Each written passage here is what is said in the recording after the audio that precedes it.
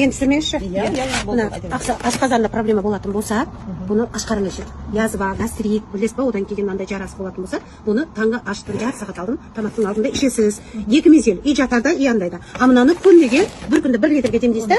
Иә, тамақтың алдында ішесіз. Неге? 30 күнге. Бұл детокс екеуі де ішкі құрылыс қолын тазалайды. И емдейді да мынауыңыз. Бұл героизанды бәрін емдейді. Мынаны сөйтіп естім мен де 4 пачка ішкен адам бар екен да. Осы үшін миома кетті дейді. Одан кейін андай асқазанда проблема бар екен бір кісінің.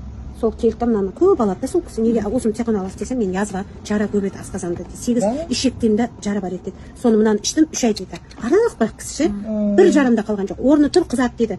Содан мен дәрігер сұрап келдім мына жерде бар ғой. Не іштіңіз деп дейді. Содан айттым дейді. Алло, капсула іштім деп айттым дейді.